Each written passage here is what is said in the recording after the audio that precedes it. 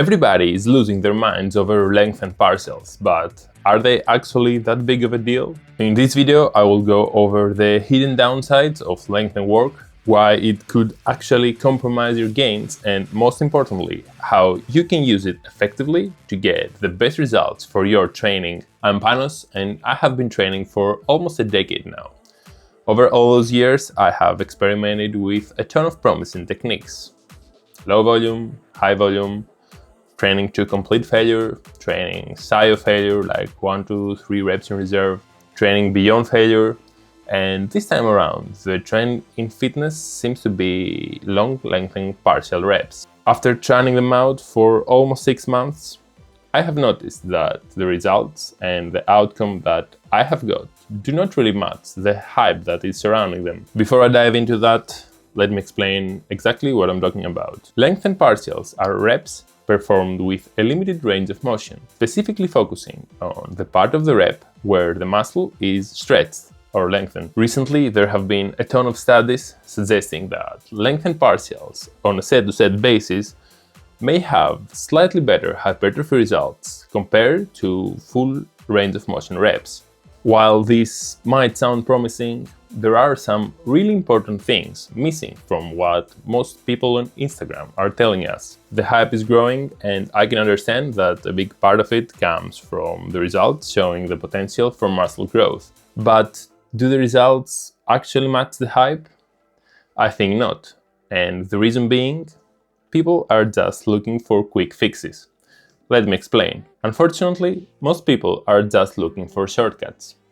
Instead of investing the time on improving their training quality and learning how to observe what their body needs, they just want an easy answer, like do a push-pull legs or do long lengthened partials, for example. This kind of seemingly simple to follow advice catches attention, and the fitness community feeds off that attention, which leads to more and more hype. In simple words, the hype exists because people are making money out of it, and a quick look at Google Trends can confirm that. Okay, enough with that, let's jump into it. First of all, yes, the results are there and they are backed by science, but there are some key points that you should consider. Any science-backed hypertrophy method has its limitations, and especially when all the research is relatively recent. While the results might be valid for the average person, it doesn't necessarily mean that they are valid or at least optimal for you. In fact, I'm pretty confident that the exact opposite is happening. If something is proven optimal for the average person in a controlled environment, then is probably suboptimal for 99% of you watching. Starting with the most important, your intensity can be compromised. It can become even harder to push to failure or just a couple of reps shy of it on a lengthened partial set compared to a full range of motion set. Lengthened partials tend to create a burning sensation early in the set, making those last few reps even tougher. Plus, you are constantly in a working state without that brief break between reps, which can be overwhelming and cause you to stop the set early due to your psychology failing instead of the working muscle. This means that you might be working further from failure than you think, leading to unproductive sets and definitely inferior hypertrophy results. Another variable that can be compromised is your training volume. Constantly working on the lengthened part of the rep can put extra stress on your joints, especially for certain muscle groups. In the short term, this can reduce your volume capacity, and in the long term, it could increase your risk of injury. From my experience, and based on what the current literature supports, intensity and volume are the two pillars of muscle growth when it comes to training. I'd rather focus on nailing these two before chasing any marginal benefit from lengthened partials. It is also worth mentioning that for some people, lengthy work might lead to discomfort on their joints.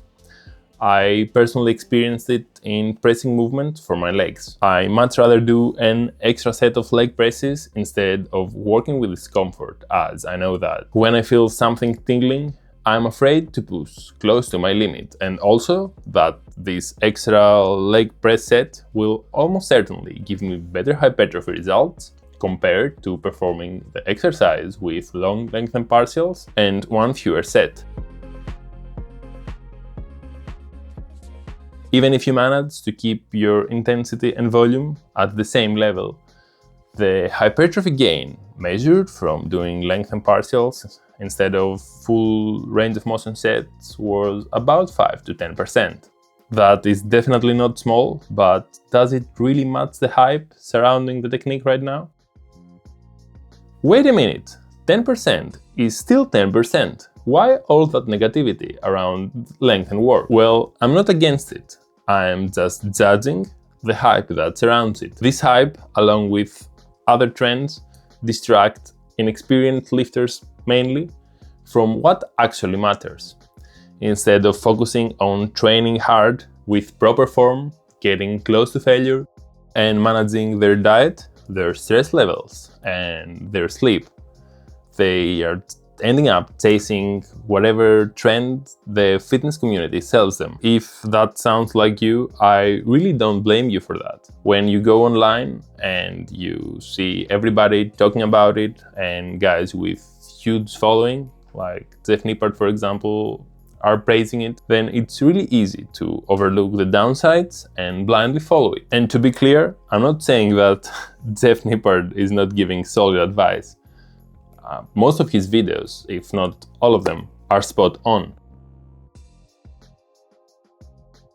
Personally, I fall somewhere in the middle, and I highly advise you to do the same. I don't do lengthened partials exclusively, but I do integrate some length work in my training. I choose exercises that have a resistance profile that emphasizes the stretch part of the rep, like T-bar rows, preacher curls, and cable lateral raises. However, my training isn't limited to these movements. I still do exercises that do not focus on the lengthened part of the range at all. For some exercises that the fatigue cost is low, I'll start with full range of motion, and when I cannot complete another full rep, I switch to limited range of motion and go to failure in that range. I do this mostly for leg curls, back exercises, and some arm movements. This way I get the best of both worlds. I'm reaping off the benefits from full range of motion while still taking advantage of any potential growth coming from lengthened work. I'm not saying that you should ignore what science has to say completely. I'm just saying that you should be making calculated decisions based on how anything feels on your body and on your training. And most importantly, if you're actually enjoying doing it.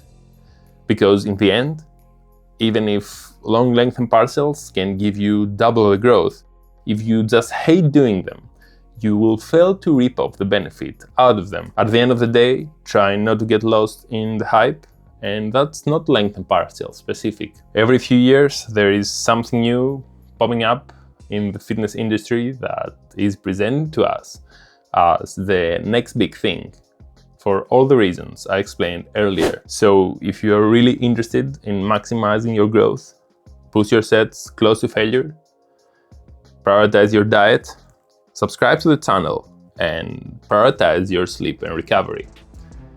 See you on the next one. Cheers!